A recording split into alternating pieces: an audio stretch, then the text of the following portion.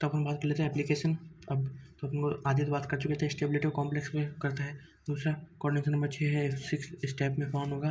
तो जो उसका के ऑफ रिएक्शन आएगा वो आएगा K1 K2 K3 K4 K6, ठीक है, जोड़ेंगे तो ठीक है। अच्छा जी, higher the value of stability of constant greater will the stability of complex, ठीक है, और वाइस वर्सा ऐसा कर सकते हो। 6 है तो 6 में होगा तो ये के हो जाएगा, ठीक है। अच्छा, फैक्टर ऑफ एक्टिंग बात कर चुके हैं, डायरेक्ट प्रोपोर्शनल होगा।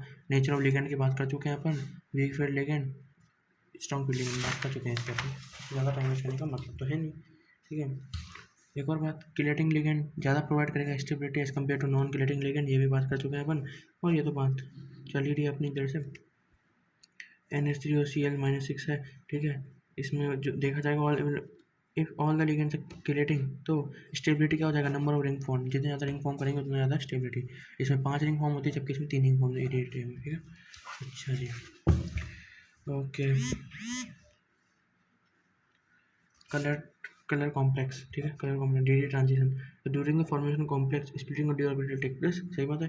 तो light absorb in visible region, ठीक है, और यहाँ से इलेक्ट्रॉन निकले, DD ट्रांजिशन होता है, उसके बीच में जो इलेक्ट्रॉन जंप होता है वो जो विजिबल रेंज में गिर जाता है तो अपन को एमिट शो कर देता है कलर, ठीक है, उसको बोलता है अपन DD ट्रांजिशन। और उस टाइम पे जो उसको बोलते हैं इमिशन ऑफ इलेक्ट्रॉन, ठीक है। D2 से EG के लेवल में जब जाता है या फिर EG से T2G में आता है तो उस टाइम पे जो एनर्जी रिलीज होगी जब वो विजिबल रीजन में गिर जाएगी लाइट तो उसको बोलते हैं, तब वो कलर शो करता है, ठीक है, उसको बोलते हैं इमिशन ऑफ कलर, ठीक है।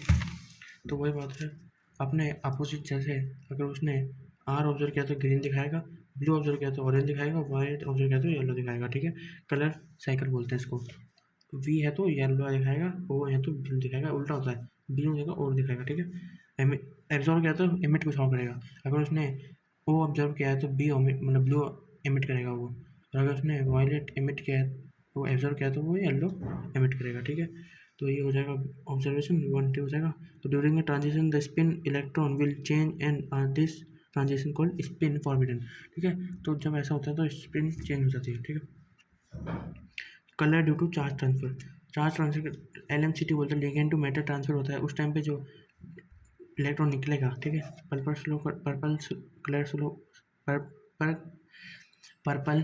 कलर शो करता है MnO4 माइनस, ठीक है, और Cr2O7 minus brown ring complex बोलते हैं। ये बहुत याद रखना, इसका ऑक्सीडेशन स्टेट इस टाइम पे +1 होता है। जेई में पूछ चुका है बहुत बार भर के, इसका पता नहीं क्या ही मजा है इसमें, ठीक है। ट्रांसफर होता है, ठीक है, लिगेंड टू मेटल, और colour due to the charge transfer are intensive, ठीक है। Metal to metal charge transfer होता है, उस टाइम पे जो कलर से हो रहेगा उसको बोलेंगे टर्न ब्लू से पर्शियन ब्लू बन जाता है, ठीक है। दूसरा आता है मेटल टू लिगेंड ट्रांसफर के वक्त FeCO4 है, येलो दिखाता है, ट्रांसफर इलेक्ट्रॉन फ्रॉम FeCO, ठीक है, उसको बोलते हैं, उसका क्वेश्चन ज़्यादा इसको आगे, ठीक है।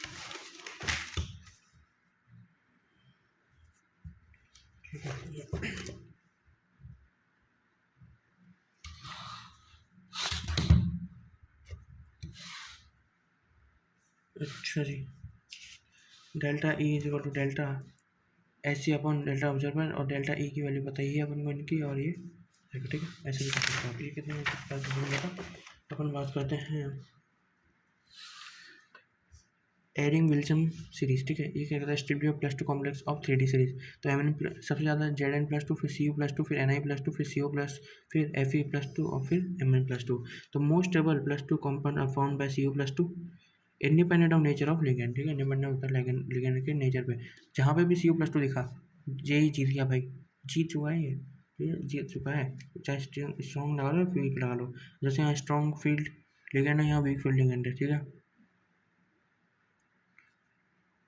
यहाँ पे देखो NH3 स्ट्रॉन्ग फील्ड लिगेंड, ये वीक फील्ड लिगेंड, इसके कंपेयर में NH3 इसके कंपेयर में इसमें ये और इसमें ये, तो इसमें कौन जीतेगा, इसमें यहाँ अभी तक क्या चल रहा था, स्ट्रॉन्ग फील्ड जीत रहा था, यहाँ पे स्ट्रॉन्ग फील्ड जीत रहा था, यहाँ से जैसे ही +2 आया वीक फील्ड जीत गया, बस सीधी सी बात। अच्छा, bonding in metal carbonyls, synergic bond बोलते हैं इसको अपन, इसकी बात अपन ढंग से कर चुके हैं कब की, पीछे वाले पोर्शन में, तो इसको तो ज़्यादा देखने का भाव है नहीं। बस मेन जो बात यह है कि the comparable CO bond length होती है C, ठीक है, इसकी बात कर चुके हैं अपन EN वाले टॉपिक में, तो इसको वहाँ से देख लेना, इतना कुछ पूछा नहीं चाहता ये, ठीक है। इसको बोलते हैं सिग्मा डोनर पाई एक्सेप्टर, ठीक है, साइनर्जिक बॉन्ड भी बोलते हैं, नॉन क्लासिकल लिगेंड वाले में टॉपिक में ढंग से बात हो चुकी है। नहीं, जो इसका मेन कंक्लूजन है वो याद रखना। तो higher is the positive electron donating tendency of CMA to pi star orbital of CO, electron will be bond order of CO bond length। ठीक है, बॉन्ड लेंथ इन्वर्सली होता है बॉन्ड ऑर्डर के।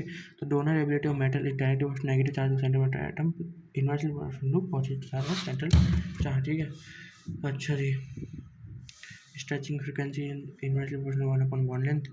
ठीक है, जो काम की चीज़ उसकी बात कर रहे हैं, बाकी अपन स्किप कर रहे हैं।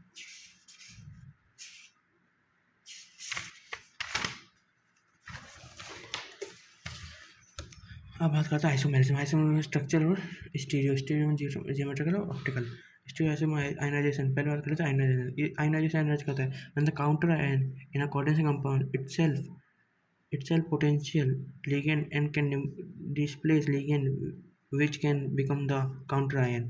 मतलब कोई लिगेंड बाहर काउंटर आयन की इतनी औकात हो कि अंदर वाले लिगेंड को चेंज करके खुद उसको काउंटर आयन बना दे, उसको बोलता है आयनाइजेशन आइसोमर। तो NH3 ने क्या किया, इसको बाहर पटका और ये बन चुका है काउंटर आयन और ये हो चुका है चेंज।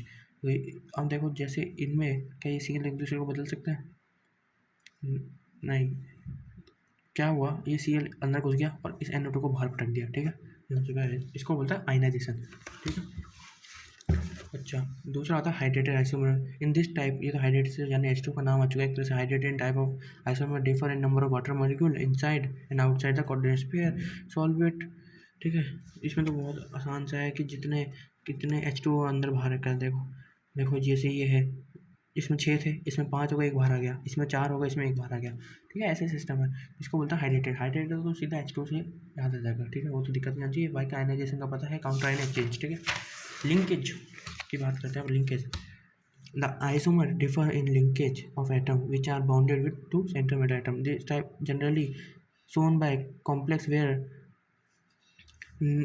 एम्बिडेंटल लिगेंड होंगे। जहाँ पे एम्बिडेंटल लिगेंड यानी एक से ज़्यादा डोनर साइट होंगी, वहाँ दिखेगा लिंकेज आइसोमर। तो जैसे ONO यहाँ पे एक अलग तरीके से दे रहा है और एक Na2 अलग तरीके से दे रहा है, तो ये हो जाएंगे क्या, लिंकेज आइसोमर। NCS है, यहाँ पे SCN है। ठीक है, ये हो जाएंगे लिंकेज आइसोमर। यानी लिंक जहाँ से कर रहा है उसका जो चेंज हो रहा है उसको बोलेंगे linkage isomer. Coordination isomer which contain both cation and anionic part. जब भी अगर कैटायनिक और एनायनिक पार्ट एक साथ दिखें, यानी आप कोऑर्डिनेशन आइसोमर की तो बात कर ही चुके हैं। This type of isomer is observed due to the interchange of ligand between the cation and anion entities. जैसे देखो ये एक कैटायन है, एक एनायन है मान लो। ठीक है, सॉल्व करना पता चल जाएगा। देखो NH3 6 है और यहाँ पे CN 6 है। ठीक है, अब इन्होंने अपने क्या किया, एक्सचेंज किया, तो इन्होंने पूरा चेंज कर लिया। CO ने 6 ये ले लिया और उसने वो ले लिया। ठीक है, अच्छा जी, तो इसके पॉसिबल क्या थे, देखो CONH3 4 है और PTCl, तो एक लिया तो प्लस प्लस हो गए। ठीक है, तो भी वैलिड है। अब यहाँ पे आ चुका है, नहीं बनेगा, ये कभी नहीं बन सकता। दो हो चुके, कट चुके, तो बन ही नहीं सकते। और एक जैसे एक कैटायनिक तो एक एनायनिक होना चाहिए, इसमें दोनों न्यूट्रल हो गए, तो ये तो बन ही नहीं सकता। जबकि इसमें एक कैटायनिक एक एनायनिक हो चुका है, अभी भी चल रहा है, जीत रहे हैं। ठीक है, अभी भी ठीक है, जबकि इसमें एक कैटायन एक एनायन चल रहा है, जीत रहा है इसमें भी। पर ये भी बन जाएगा, तो ऐसे पूरे ही चेंज हो सकता है। ठीक है, क्यों देखो यहाँ पे NH4 था, C+2 में था, एक C आ गया तो अभी +1 में हो चुका है और ये -1 में हो चुका है। फिर यहाँ -1 में हो चुका है, +1 में हो चुका है। ठीक है, ये बन जाएगा। ओके, तो coordination clear, linkage clear, hydrated clear और आयनाइजेशन क्लियर। ठीक है, अब बात करते हैं स्टीरियो आइसोमर या फिर ऑप्टिकल आइसोमर। इसमें क्या होता है, ऑप्टिकल आइसोमर तो सिमेट्री चेक करोगे, सिमेट्रिकल है तो ऑप्टिकल इनएक्टिव होगा, अनसिमेट्रिकल है तो ऑप्टिकली एक्टिव। सबसे पहला तो यही है। ठीक है, कोऑर्डिनेशन नंबर 6 तो 6 बना सकता है, 1,2, 1,4, 1,5, 1,6। ठीक है, 2,3 ये सब बन सकता है सिक्स के। ठीक है, ट्रांस के हो जाएंगे 1,3, 2,4, 5,6।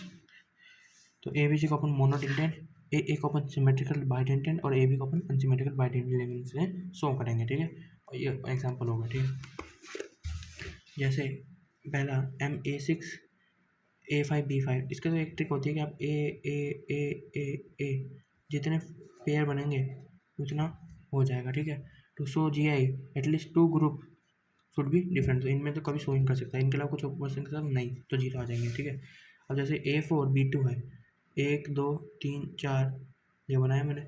मैं इसके अलावा एक और किसका बना सकता हूँ, AB AB AA। सही बात है, तो 2 केस बन गए, तो यस ये ऑप्टिकली एक्टिव हो गए, तो यस चीज़ का ट्रांस बन चुका है, तो ऐसे शो कर सकते हैं। ठीक है, ये जो ट्रिक कर सकते हो। A4BC सेम सिमिलर, इस बार कितने केस बन जाएंगे वैसे ही आपको बनाने हैं, सिर्फ ट्रांस बना लेंगे। ठीक है, ऑप्टिकली इनएक्टिव हो जाएंगे। ओके, A3B3 जितने पॉसिबल केस हो बना लो, सॉल्व कर लो। ठीक है, MA3B3 में फेशियल आइसोमर ऐसे, फेशियल ऐसे बना लेगा, ऐसे वो नीचे सीट की तरफ बन जाएगा, और उसको बोलते हैं मेरिडियनल प्लेन। ठीक है, total number of stereo isomer 2 हो जाएंगे इसमें। MA2B2 1 2 3 4 5 कितने बन गए 5, तो GI हो गए 5। ठीक है, सिंपल सी ट्रिक है, ऐसे जितने GI निकालें उतना मिल जाएगा आपको। अच्छा जी, सबसे इम्पोर्टेंट जो याद रखने चाहिए आपको, मतलब रिजल्ट याद रखने वाले रिजल्ट है वो ये है कि M2A2B2 के 5 होते हैं। अच्छा, और सबसे तगड़ा MABCD सब 6 के 6 डिफरेंट है, तो 15 GI शो करेंगे, 15 मिरर इमेजेस होंगे, और टोटल से ऐसा ही हो जाएंगे 30। इसमें कितने थे 6 5 2, इसमें हो जाएंगे 30 15 15। ठीक है, अच्छा अब आ जाए बाइजेंडर लिगेंड पे। बाइजेंडर लिगेंड आते ही MAA3 हो चुका है, तो COAN3 एग्जाम्पल होगा इसके। तो no GI no symmetrical optical active. ठीक है, नो GI नो सिमेट्रिकल तो optical active, optical stereoisomerization 2, optical isomer 2, GI 0। अच्छा जी, A2 2 मोनोडेंटेड आ गए, जबकि 2 बाइडेंटेड है। ठीक है, ऐसा ही 3 GI 2 आंसर। ठीक है, स्ट्रक्चर बनाओ, सॉल्व करो, no symmetry, optical active stance. ठीक है, एक बाइडेंटेड 4 मोनोडेंटेड, SI GI इतने सॉल्व कर लेना वो आ जाएंगे, बहुत लंबा प्रोसेस है। तो वैसे ही AB3 तीनों बाइडेंटेड आ जाएंगे, तो कितने बन जाएंगे वो सॉल्व कर लेना, मेरे बन जाएंगे, 6 बन जाएगा, सेम डोनर सेम साइड। वैसे ही 4 क्लेम कर सकते हैं, कोऑर्डिनेशन नंबर 4 और टाइटल कॉम्प्लेक्स है, since all position same, so arrangement will be same, so no GI। ठीक है, स्क्वायर प्लेनर के लिए भी सेम, चारों ligand do not show optical isomer except when ligand contains chiral centre. उसके अलावा तब तक ये GI शो नहीं करते square planar, but sorry optical activity show optical inactive होते हैं। ठीक है, A4 इसके लिए सॉल्व कर सकते हैं, A3 के लिए नो GI, A2B2 के लिए वही केस बनाओ, सॉल्व करो, मेरे मान तो A3B से आप सॉल्व बनाओ, केस करो, सॉल्व बनाओ, 3 हो जाएंगे इसका। बात कर लेते हैं use and application of coordination number. इतना पढ़ लिया, पर इसका यूज़ तो बताओ कि क्लोरोफिल यूज़ होते हैं, कॉम्प्लेक्स ऑफ क्लोरोफिल उसमें क्या होता है, कॉम्प्लेक्स ऑफ Mg होता है, हीमोग्लोबिन कॉम्प्लेक्स ऑफ Fe होता है, myoglobin complex of Fe, vitamin B12 complex of CO। ठीक है, और भी क्वालिटेटिव और क्वांटिटेटिव एनालिसिस में यूज़ किया जाता है इनको। ठीक है, extraction of process of metal like this means silver and gold make use complex this FeCr with the cyanide combined in presence of oxygen. ये तो बहुत फालतू की नॉलेज है। ठीक है, जो सबसे काम की चीज़ है वो ये है कि hardness of water is estimated by treating it with NaEDTA। ठीक है, जब इसको यूज़ किया जाता है as Ca+ and Mg+ to form noble complex with EDTA। ये बहुत बार पूछा गया है कि Ca+ 2 आयन कितने लगेंगे एक EDTA के लिए, तो इसका आंसर आता है 1। ठीक है, इसको याद रखना है, मैंने बहुत बार देखा है ये क्वेश्चन आता रहता है। ठीक है, और कुछ जो इम्पोर्टेंट बात है, जैसे क्या EDTA यूज़ होती है लीड पॉइंटिंग में, excess of CO and Fe removed by chelating ligand. ठीक है, ऐसे रिमूव की जा सकती है, एक्सिस क्या होता है, और ये सब फालतू की चीज़ें। बाकी EDTA यूज़ किया जाता है लीड पॉइंटिंग में, पिछले साल जी में आया था। तो इसी साथ कोऑर्डिनेशन कंपाउंड खत्म। थैंक यू भाई, छोड़ो।